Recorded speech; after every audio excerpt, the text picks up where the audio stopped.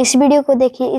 अंबेडकर जब बौद्ध धर्म की शिक्षा लेने के लिए चला बंधुओं, इतिहास में पढ़ लेना, नागपुर गया, 50,000 लोगों को इकट्ठा किया, बौद्ध पंथे को बुलाया और कहा कि हमको बौद्ध धर्म में दीक्षित कर दीजिए।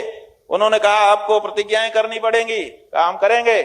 एक माइक उनके हाथ में हो गया, एक माइक उनके हाथ में हो गया, जैसे आजकल शपथ ग्रहण होता है। 50,000 लोगों के सामने बौद्ध भिक्षु ने वचन पढ़ाए। कहा बोलिए धम्मम शरणम गच्छामि। अंबेडकर ने कहा धम्मम शरणम गच्छामि, एक प्रतिज्ञा हो गई। उन्होंने कहा बोलिए बुद्धम शरणम गच्छामि। अंबेडकर ने कहा ठीक है बुद्धम शरणम गच्छामि, 2 प्रतिज्ञा हो गई। फिर भिक्षु ने कहा बोलिए संघम शरणम गच्छामि। अंबेडकर ने मना कर दिया कि मैं ये नहीं बोलूंगा, मैं संघ की शरण में नहीं जाऊंगा। उन्होंने कहा कि 3 प्रतिज्ञाएं हैं, तीनों को नहीं मानोगे तो तुम बौद्ध नहीं हो सकते हो। इतिहास में दर्ज है अंबेडकर ने कहा कि मैं नहीं बोलूंगा। तो 3 प्रतिज्ञा जब वो बोला ही नहीं तो बौद्ध कैसे हो गया? जो बौद्ध भिक्षु उसको बौद्ध धर्म में दीक्षित करने के लिए आए थे वो मंच से उतर गए। उन्होंने कहा कि ये प्रतिज्ञा पूरी नहीं हुई, इसलिए अंबेडकर बौद्ध नहीं हुआ।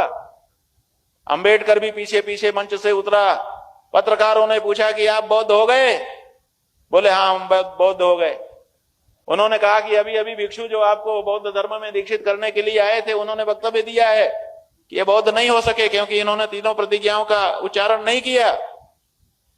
तो अंबेडकर ने कहा ऐसी बात है तो हम नव बौद्ध हैं, हम एक नई तरह के बौद्ध हैं।